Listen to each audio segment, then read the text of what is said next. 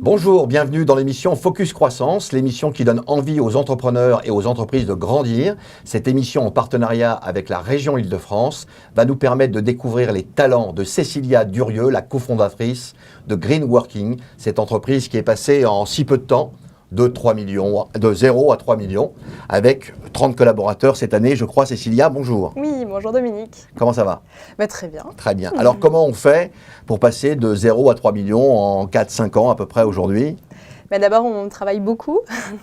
On essaie de trouver un bon positionnement. Je pense que le nôtre est assez porteur puisqu'on fait du conseil et de la formation en innovation managériale et on est devenu assez vite leader à la fois sur le télétravail, les nouveaux espaces de travail, la qualité de vie au travail et le leadership.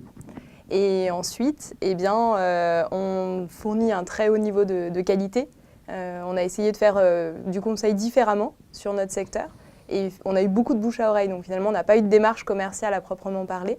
Par contre, nos clients nous ont systématiquement apporté d'autres clients. D'accord. Exactement. Pour être un petit peu plus précis quand même, Cécilia, parce que j'entends qualité de vie au travail, le bonheur au travail, c'est véritablement tendance aujourd'hui. Il y a 4-5 ans, c'était moins tendance quand même. Oui, c'est vrai. En fait, on a lancé Green Working d'abord sur une niche, l'accompagnement vers du télétravail. Oui. Et assez rapidement, on a accompagné des premières entreprises sur ce sujet. Et aujourd'hui, on a accompagné plus d'une centaine d'entreprises vers le passage au télétravail de leurs salariés. Et dans cette centaine d'entreprises, c'est principalement des grandes entreprises, des grands groupes, des ETI ? Alors c'est très varié, mais beaucoup de grandes entreprises. Oui. On a accompagné plus des 2/3 des entreprises du CAC 40. Également beaucoup d'entreprises dans le secteur public, parapublic, et ensuite des entreprises de taille intermédiaire également. D'accord. Et alors, on utilise quelques leviers de croissance pour arriver à cette croissance assez rapide ? Je pense d'abord la recherche. On investit beaucoup dans la recherche et on est vraiment en amont. Donc on était en amont sur chacun des sujets et sur chacun de ces sujets qui sont eux-mêmes innovants, on arrive à être en pointe. Et je pense qu'on fait ce qui se propose de mieux sur le marché du conseil aujourd'hui. Pour être très concret, c'est quoi la recherche dans le bien-être au travail ? Par exemple, on va faire de la recherche pour voir comment est-ce qu'on peut la mesurer. Donc on va essayer de voir quel type de questions on peut utiliser, quel type d'observation on peut faire pour mesurer le stress ou le bien-être de collaborateurs. Et ensuite, on va voir quelle corrélation on peut tirer entre le niveau de bien-être et différents facteurs. Par exemple, est-ce que la personne a suffisamment d'autonomie ? Est-ce que son cadre de travail est satisfaisant, etc. Donc il y a des laboratoires qui font de la recherche sur ces sujets et nous-mêmes on avance beaucoup sur ces sujets. Et donc chez Green Working, on regarde ça de très près, ça permet d'accompagner les collaborateurs d'une entreprise pour avoir quoi, une meilleure productivité ? Oui, plus de productivité et plus de bien-être. D'accord, mais c'est à l'insu des collaborateurs eux-mêmes ou c'est en accompagnement avec les collaborateurs ? Non, c'est toujours en partenariat. Justement, l'avantage, c'est que sur tous nos sujets, on est vraiment sur un deal gagnant-gagnant entre collaborateurs et entreprises. D'accord. Et donc, dans les 3 leviers de croissance, parce que j'aime toujours avoir 3 leviers de croissance, j'avais également noté le positionnement sur un secteur en croissance. Oui, disons que le télétravail s'est fortement développé ces dernières années.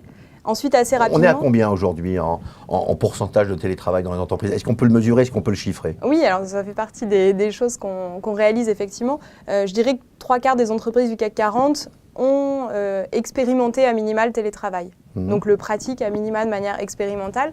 Donc aujourd'hui, c'est assez diffusé.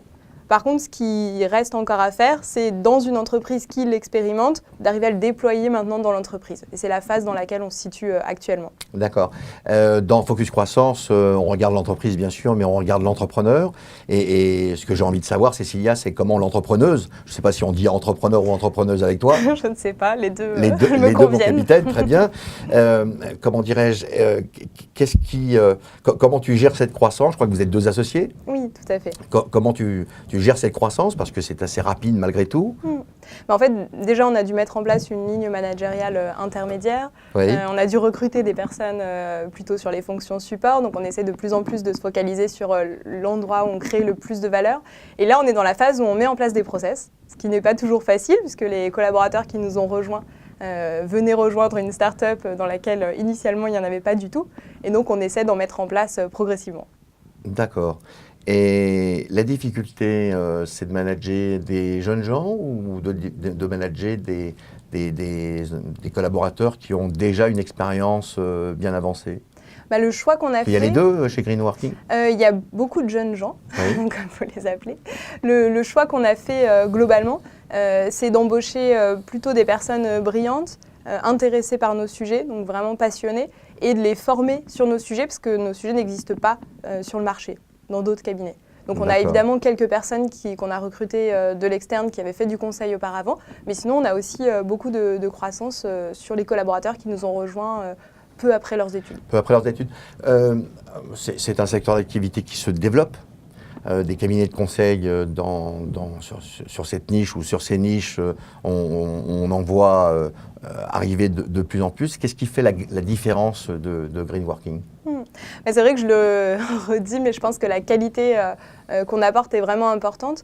Nous, nos modèles, c'est vraiment des grands cabinets de conseil en stratégie et de se dire, dans le milieu du conseil RH, est-ce qu'on peut réussir à avoir un niveau de qualité aussi important ? Donc, nos clients sont ce qui nous importe le plus et on essaie vraiment d'investir dans la qualité. Et ensuite, c'est vraiment sur la partie recherche où je pense qu'on est très avancés. Et dans cette croissance, j'ai envie de dire, chaque année et donc mensuelle, est-ce qu'il y a une confrontation en permanence avec ton associé ? Comment je veux dire, qu'est-ce qui fait le temps de réflexion, le temps de prise de recul ? En fait, on travaille beaucoup du coup ensemble avec mon associé. Et ensuite, ce qui nous a été très utile aussi dernièrement, parce que la partie de structuration nous amène à gérer des problèmes différents et à devoir prendre plus de recul, c'est qu'on a bénéficié d'un accompagnement par l'IME. Avec l'Institut du mentorat ? Oui, tout à fait. Et on a donc un mentor qui est vraiment exceptionnel. Là, c'est Dan Serfati, Dan Serfati, oui, tout à fait. Le fondateur de Viadeo. Oui. Donc voilà. On le voit très régulièrement, au moins une fois par mois. Puis quand il y a besoin, on s'appelle en plus. Et c'est vrai qu'il nous aide énormément à prendre du recul et à se poser avant de prendre des décisions. Et ça, c'est un facteur différenciant par rapport aux premières années avec ton associé ? Oui, c'est certain. Oui, complètement. C'est-à-dire que ça nous arrive de le voir, soit je le vois seul, soit on le voit avec mon associé. À deux. Et systématiquement, quand il y a des décisions importantes à prendre, en gros, il nous challenge, il nous demande d'expliquer nos raisonnements et il nous aide vraiment à prendre du recul. Donc ça, c'est fondamental. Merci Cécilia. Et maintenant, on va passer à notre questionnaire de Proust maison. Et les questions flash, c'est maintenant. Si tu étais un homme ou une femme célèbre, qui serais-tu ? Charles de Gaulle ? Charles de Gaulle. Pourquoi Charles de Gaulle ? Je sais pas, il représente l'éthique, un engagement très fort au service de notre pays. D'accord. Un entrepreneur avec qui tu pourrais passer tes vacances ? Dan Serfati ? Dan Serfati. Mon mentor. Super vacances. Super On s'entend vacances. vraiment très bien, donc ça ne m'étonne pas. Un adjectif qui caractérise l'entrepreneuse que tu es. Je sais pas, je pense tenace. Déterminé, je te connais depuis un certain moment, déterminé, effectivement.